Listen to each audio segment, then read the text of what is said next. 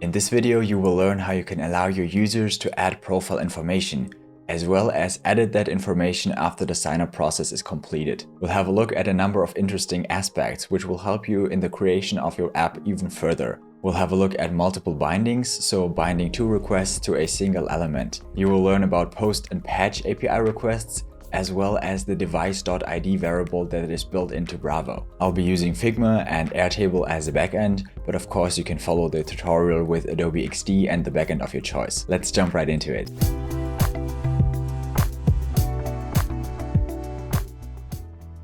This is the Figma file that we'll be using. So I just took the Bravo sample for the user profile and added a sign-up screen here.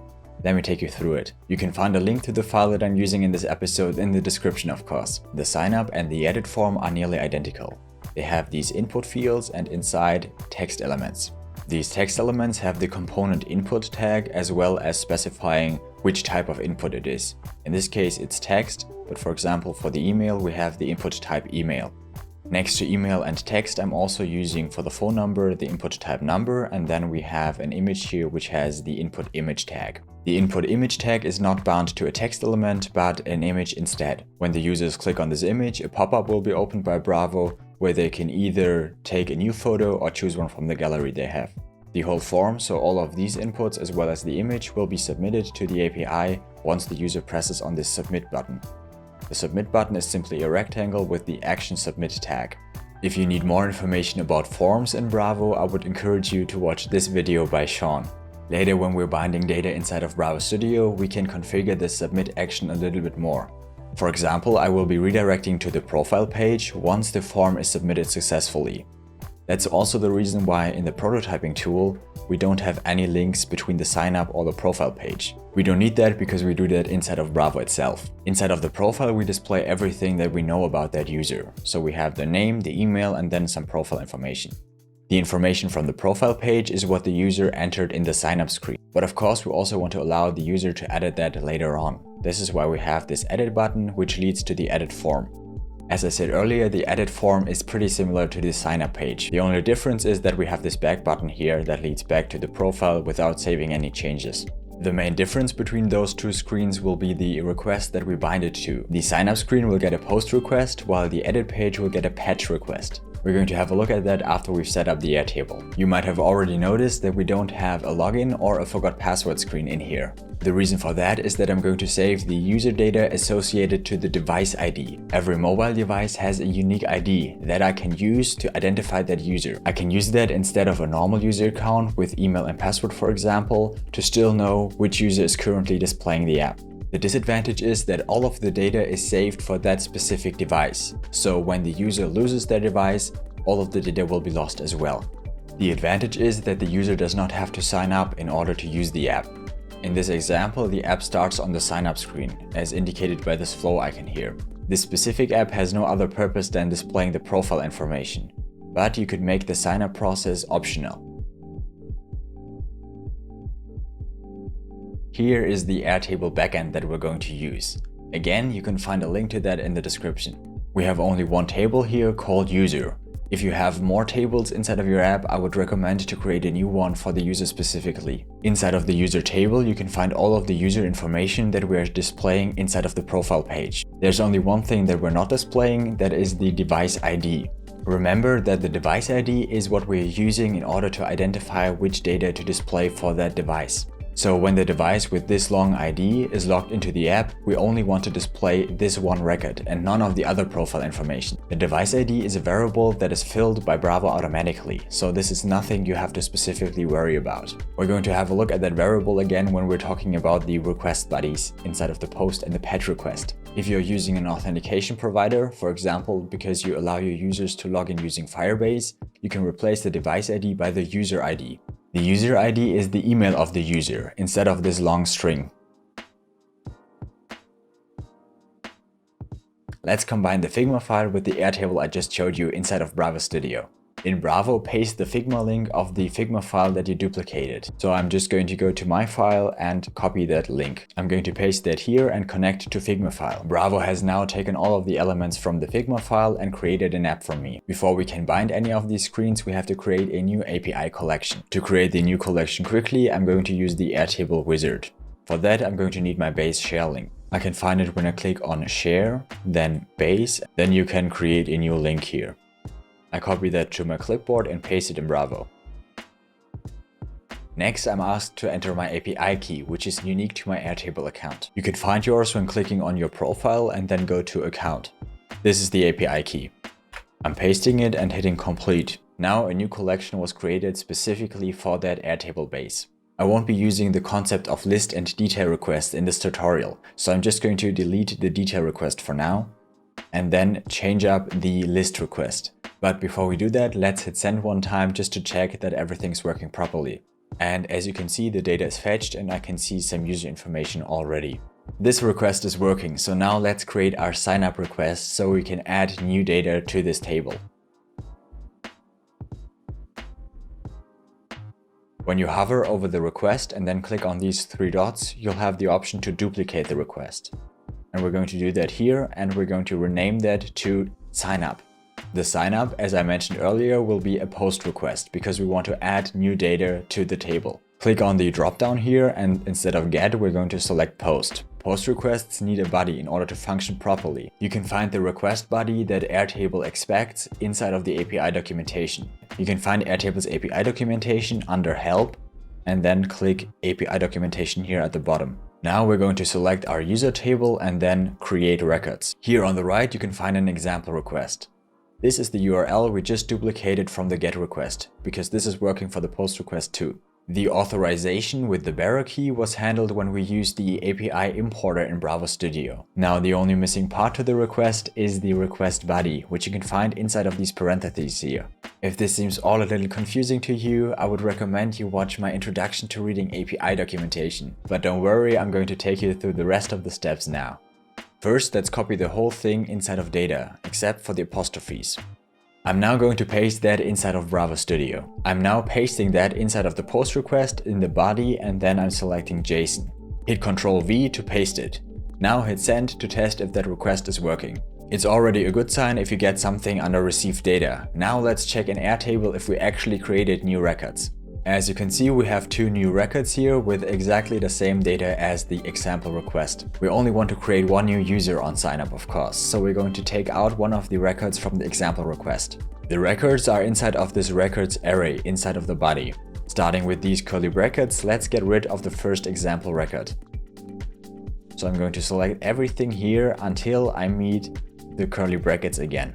As you can see underneath that, the next record is starting. I'm now going to delete the first record. Make sure that you don't miss the comma behind it. Now inside of the records ID, so starting from this bracket up until the way here, we only have one record. Make sure that you don't mix up anything with the brackets. You can check that by copying the whole request body into a JSON validator online. I have spoken about that in more detail in my Fixing API Issues video. To make sure that the deletion of that one record inside of the body worked properly, we're going to hit send once again. We don't have an error here, so the body was accepted by Airtable. Now when we check inside of Airtable, we see that the request did what we wanted, so it created only one record. Remember, these two were from our first test request, and now we have one additional one. I'm now going to go ahead and delete those three tests. The next step is making the registration dynamic. So instead of posting the example data every time, we're going to replace that by variables. And again, one more time, if you're not familiar with variables inside of Bravo Studio, check out my introduction to variables video. To replace the values with variables, I'm going to select the example value and then hit Ctrl X. Make sure that you don't get the quotation marks. Now type in the variable. A variable in Bravo Studio starts with a $sign followed by a curly bracket. I'm going to call this one name. Now when I hit send, the test value section is opened. The variable called name was recognized, so now Bravo asks for a value for that variable. I'm just going to paste the one that I cut earlier using Ctrl X. Now I'm going back to the body and do the same with all of the other properties. So for the property email, I'm selecting everything except for the quotation marks and replace that with the variable again. So $, curly bracket, and then I'm going to call that email. Don't forget to close it with a curly bracket again. When I hit send, I'm going back to the test value section again. Here I'm going to paste the example email again. Now I'm quickly going to do the same thing for all of the other properties. As you can see, I have now replaced all of the example values with variables. You can see it in the test values too, where I have the variable name and then the example data. The only missing information is the device ID. Here I'm going to use the variable device.id. This variable is reserved by Bravo and is filled automatically. Let's hit send to test everything. The received data already indicates that the request has worked.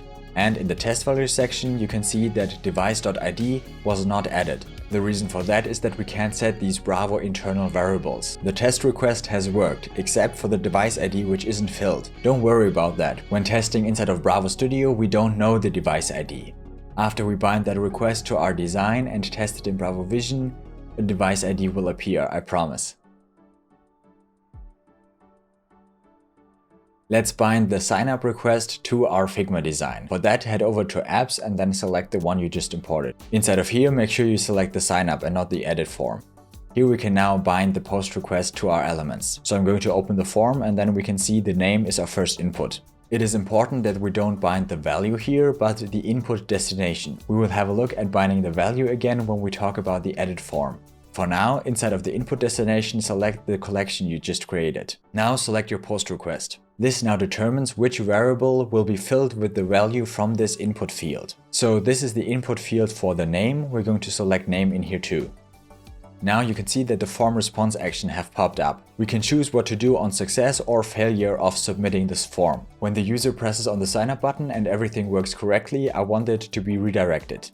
In the selection, I'm going to choose Go to Page and then select my profile page. When the form submission fails, I want to display an error message. Now let's bind the remaining input fields. We have email, and again, don't bind the value, go to Input Destination and choose email. The same thing for role and for phone and for date and for image and lastly for experience. Let's test if that works in Bravo Vision. When I open the app, the sign up page is loaded. Let me fill the form with some test values. Everything is filled, so let's hit sign up to test if that actually appears in Airtable. We haven't bound the profile page yet, so it's no problem that nothing is displaying in here. But inside of Airtable, we have a new record with all of the test information that I just entered. And as you can see, now that we were on a real device, the Android emulator, we have a device ID here. The post request is working perfectly, so let's tackle the profile page next. Go back to the API collection and select your GET request. I'm going to rename that to the profile now. To bind the profile page, we're going to select the profile page in the app again and then click on container. For the container, we're going to select our API collection again and then this time use the GET profile request. Here we're going to select records because we're going to get a list of users. We're in the GET profile request again and this time we're going to select picture URL. Next up we have the name and this is going to be the name. The email is going to be the email, phone will be the same. Then we have the date of birth, which is here, the role, and then finally the experience years, which I called experience. Inside of Bravo Vision, tap and hold to open up this menu and then click Update with Bravo. Now the latest version is fetched. I'm going to skip the sign up this time because we already have a profile for this device and head right over to the profile page. In here you can see that the binding of the profile has worked, but it's not displaying the profile that I expected. This is the example profile that I created on a different device. And actually, if you scroll down, you can see that we have multiple profiles in here. The last one is finally the one that I just created. In order to fix that and only display one profile and the correct one, we're going to add a filter by formula to our Airtable request. To do that, head over to the API collections and choose your GET request again. This time we're going to add a little parameter. We have the parameter filter by formula. With the filter inside of Airtable, you can do a whole bunch of things. I will link the formula reference in the description below. In this case, we're using the search keyword, which allows us to search through our whole table in order to find the record that we're looking for. In our case, we're looking for the records that are associated with the device ID. Remember that device.id is replaced by Bravo with the device ID that is currently using the app. And where are we looking for this device ID? Inside of our column device ID. In order for Airtable to be able to cycle through all of the device IDs, I have to add a second keyword called array join. The array join keyword is explained in more detail in the reference I just mentioned. Now let's hit on send to see what happens. As you can see by the received data, the request went through. Now let's see if it actually works inside of the app with the device ID. Inside of Bravo Vision, tap and hold again in order to open this menu and then update with Bravo. I'm going to skip the sign up process again. As you can see, the correct test value is loaded this time on top, and when we scroll down we can see that it's the only record. The filter by formula therefore is working. We're down to only one thing missing, this edit button. When the user clicks on this edit button, we're opening the edit form. Unlike the sign up form, this time we don't want to create a new record, we want to change an existing one. To get the request for that form, I'm going to duplicate the sign up request. I'm calling it edit profile. Instead of a post method which creates new records, we're going with patch this time. So I'm going to select patch in here. When we check back with the Airtable documentation, inside of update records, we can see how the patch request works. The body of the patch request is the same as the post request, with one important difference. The patch request has this ID, which is necessary for Airtable to know which record to change. In Bravo, we're going to add that ID to the body. So head over to body and then just before fields, as mentioned in the documentation, add the property ID. The ID needs to be dynamic, so we're going with a variable again. I called it record ID, and again, don't forget the quotation marks as well as the comma at the end. If you need to, check with the JSON validator again. So where does this record ID come from? This record ID actually comes from the profile get request. Inside of the profile get request, go over to request response. Inside of here, you can find all of the data that we chose using the checkboxes in the received data. As you can see, the path records.id gives us the record of the current active profile. In order to use that in our patch request, we're going to change the name of that variable. So in the request response, find that path, records.id, here it is, and now we're going to change the name from ID to record ID.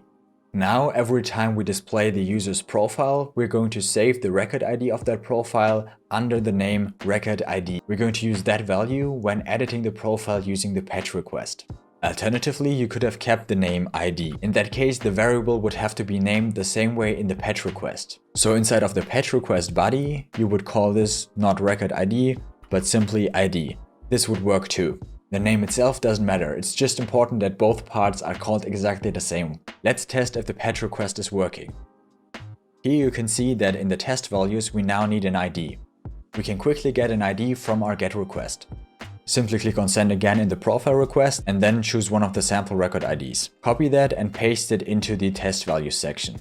Now the patch request is working. Time to bind our final screen. Select the edit form and now we're going to bind the form elements just as we did with the sign up form. So for the name, go back to the input destination, select your collection and then the request. This time make sure you choose the edit profile instead of sign up. And for name, we're going to select the name again. Here again, the form response actions pop up and we're going to do the same as we did with the sign up. So on success, we're going back to the profile page, because then the changes have worked, and on error we're going to show an alert.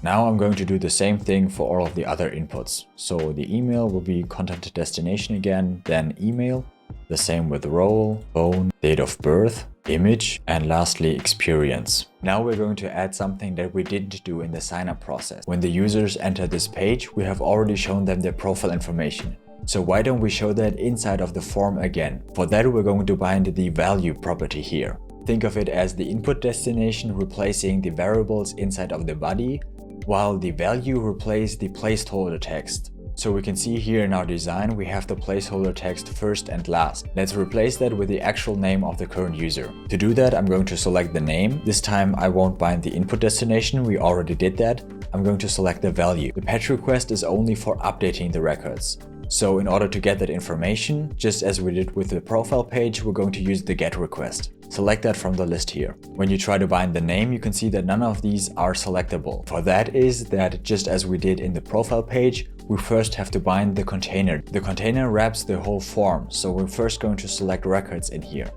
Here, select the profile GET request again and then records. Now when we go back to name, select the profile, we can find that we can now select the name and all of the others as well. We do the same thing with email, so select the profile and then the email, while still having the input destination going to the patch request with the email. I'm going to quickly do that for all of the other ones. Now all of the input fields are connected to two requests. We display the information we get from the get profile request, and we send the information to the patch request. I'm updating Bravo Vision again and skip the sign up. And we're back in the profile page. Let's try to change our name. So I'm going to click on edit, which loads up the edit field. As you can see, all of the placeholder values are replaced with my actual profile information. I'm going to select the name and rename myself to tester number 2. Now, without changing anything else, I'm going to hit save and submit that form. As you can see, the profile has been updated with the new name. Now it would be time to test all of the other inputs to make sure that they are working correctly as well. You can probably guess how many cool possibilities you have with the features discussed in this video. I hope this video can inspire you to continue working on your app project with Bravo Studio. Let me know in the comments what you're using this for. Are you building a profile page for your users, or maybe something even cooler? Thank you for watching, and I'll see you for a new episode of Build It with Jonas every other Tuesday. Bye.